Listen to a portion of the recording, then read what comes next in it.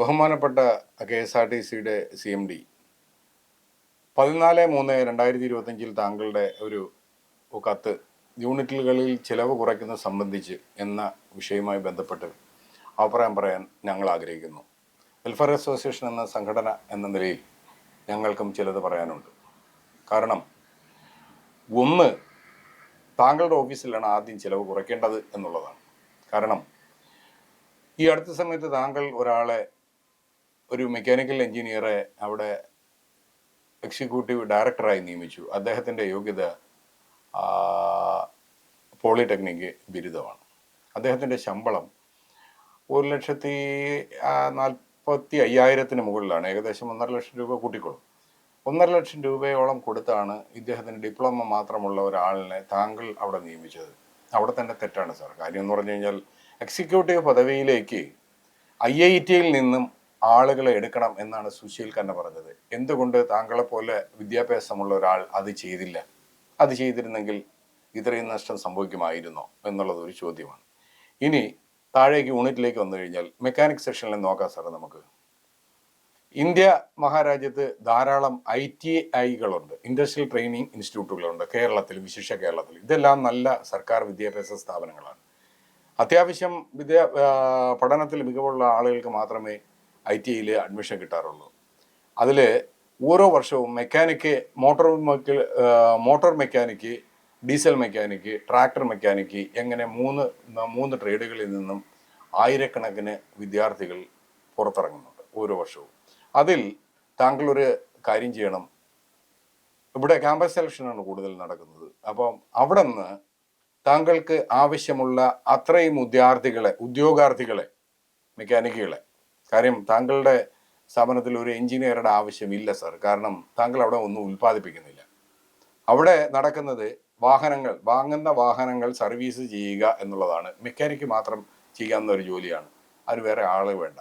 അപ്പോൾ ഞാൻ ആദ്യം ഒന്ന് പറഞ്ഞു, അവിടെ സാങ്കേതിക വിദഗ്ധനായ ഒരാൾ, IIT പോലുള്ള സ്ഥാപനത്തിൽ പഠിച്ച് ഇറങ്ങിയ ഒരാൾ, വിദഗ്ധനായ ഒരാളും അതിനുശേഷം ഈ ITIകളിൽ നിന്നും തിരഞ്ഞെടുക്കപ്പെടുന്ന, മത്സര പരീക്ഷയിൽ തിരഞ്ഞെടുക്കപ്പെടുന്ന താങ്കൾക്ക് എത്ര ആൾ വേണോ അത്ര ആളുകളെയും എടുത്തുകൊണ്ട് അവരെ ടാറ്റയ്ക്കും ലൈലൻഡിനും ഏഷ്യറും അതുപോലെ KSRTC ഏതെല്ലാം കമ്പനികൾ വാഹനങ്ങൾ തരുന്നുണ്ടോ ആ കമ്പനികളിലേക്ക് ട്രെയിനിങ്ങിന് അയക്കുകയും ആ ട്രെയിനിങ് അയച്ച ആളുകളിൽ നിന്ന് മത്സര പരീക്ഷ നടത്തി അതിൽ നിന്ന് റീജിയണൽ വർക്ക്ഷോപ്പുകളിലേക്ക്, അതിൽ ടോപ്പ് സ്കോറർ ആളുകളെ റീജിയണൽ വർക്ക്ഷോപ്പിലെ ചുമതലയും, അതായത് DE ഡിപ്പോ എഞ്ചിനീയറിംഗ് എന്നൊക്കെ നമ്മൾ പറയുന്നത് പോലെ അത്തരം സ്ഥാനങ്ങളിൽ അവരെ നിർത്തുകയും അല്ലെങ്കിൽ ആ സ്ഥാനങ്ങളിൽ യൂണിറ്റ് ഓഫീസർമാരെ ഇവരെ തന്നെ യൂണിറ്റ് ഓഫീസർ ആക്കുകയും ചെയ്താൽ ഭീമമായ ഒരു എമൗണ്ട് കുറയും. കാരണം ഈ വാഹനങ്ങളുടെ മെക്കാനിക്സത്തെ കുറിച്ച് അവർക്ക് കൃത്യമായി കാര്യങ്ങൾ അറിയാം.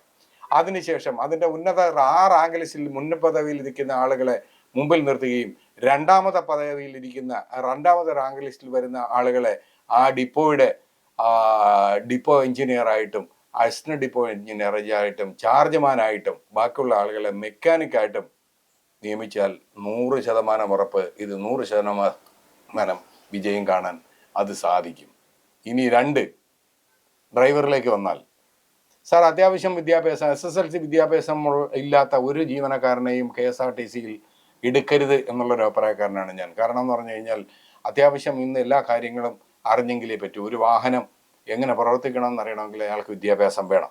അപ്പോൾ നിർബന്ധമായും 10ാം ക്ലാസ് പാസ്സായ അല്ലെങ്കിൽ ITIയും 10ാം ക്ലാസ് ഉള്ള ആളുകളെ ഇതിനകത്ത് എടുത്തു കഴിഞ്ഞാൽ സ്റ്റേഷൻ മാസ്റ്റർ എന്ന ഒരു പദവി ഒഴിവാക്കാൻ കഴിയും. കാര്യം KSRTCയെ സംബന്ധിച്ചിടത്തോളം പകൽ VS ഇല്ലാത്ത ഒരവസ്ഥ വരാൻ പാടില്ല. കാരണം ഈ വാഹനങ്ങളെല്ലാം മെക്കാനിക്ക് റെഡിയാക്കി കഴിഞ്ഞാൽ VS ഓടിച്ച് നോക്കിയിട്ട് വേണം സർവീസിന് കൊടുക്കാൻ. അത് യോഗ്യമാണെന്ന് സർട്ടിഫൈ ചെയ്താൽ മാത്രമേ സർവീസിന് കൊടുക്കാവൂ. അപ്പോൾ പകൽ സ്റ്റേഷൻ മാസ്റ്ററുടെ ആവശ്യമില്ല. എഴുതാനും വായിക്കാനും അറിയുന്ന ഒരു മെക്കാനിക് ഉണ്ടെങ്കിൽ ആ സ്റ്റേഷൻ മാസ്റ്ററുടെ ജോലി മാറിക്കിട്ടും, അല്ലെങ്കിൽ ഒരു ഡ്യൂട്ടി മാറിക്കിട്ടും. ഇതേ ഡ്യൂട്ടി ആ ഡ്രൈവർക്ക് കൊടുത്താൽ അവിടെ ഇരിക്കുന്ന VSന് കൊടുത്താൽ മതി. അങ്ങനെയും ഒന്ന് ചിന്തിക്കാവുന്നതേ ഉള്ളൂ.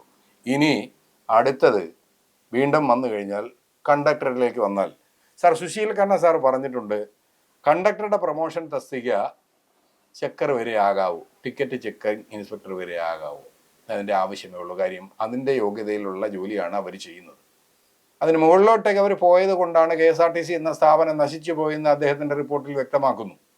അപ്പോൾ യൂണിറ്റ് ഓഫീസർ എന്ന് പറയുമ്പോൾ ഞാൻ ആദ്യം പറഞ്ഞ ആളുകൾ ടെക്നിക്കലി ക്വാളിഫൈഡ് ആയ ഒരാളാണ് ഇവിടെ ഇരിക്കുന്നതെങ്കിൽ തീർച്ചയായിട്ടും ആ പ്രസ്ഥാനം മനോഹരമായി മുന്നോട്ട് പോകും.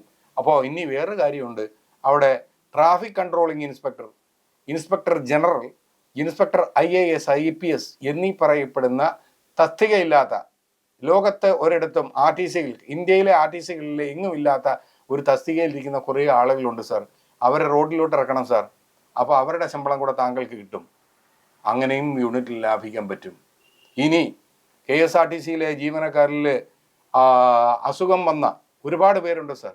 പക്ഷാഘാതവും എന്ന് വേണ്ട ക്യാൻസറും ഇല്ലാത്ത അസുഖങ്ങളില്ല. ഈ ആളുകളെ സെക്യൂരിറ്റി വിങ്ങിലേക്ക് മാറ്റുകയാണെങ്കിൽ അങ്ങനെയും ഒരു പൈസ, ഒരു വിഭാഗം ജീവനക്കാർ ഇതിനകത്ത് കിടന്ന് കഷ്ടപ്പെടുമ്പോൾ ആ സെക്യൂരിറ്റി വിങ്ങിലേക്കോ മറ്റു വിങ്ങിലേക്കോ മാറ്റുകയാണെങ്കിൽ, അല്ലെങ്കിൽ പ്യൂണായിട്ടോ ക്ലർക്ക് ഓഫീസ് സ്റ്റാഫായിട്ടോ മറ്റ് മേഖലയിലേക്ക് പുനർവിന്യസിപ്പിച്ചു കഴിഞ്ഞാൽ ഈ വിഭാഗം ജീവനക്കാർക്കെല്ലാം ഒരുമിച്ച് ജീവിച്ച് മുന്നോട്ട് പോകാൻ പറ്റും.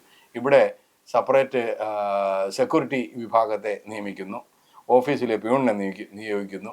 ഇതെല്ലാം അനാവശ്യമായ ചെലവുകളാണ്. ഇനി കൂടുതൽ പറയുകയാണെങ്കിൽ പല ഓഫീസുകളിലും ഫാനും കറണ്ടും എല്ലാം ഇതുപോലെ ഇങ്ങനെ കറങ്ങിക്കൊണ്ടിരിക്കും, ആളുണ്ടെങ്കിലും ഇല്ലെങ്കിലും.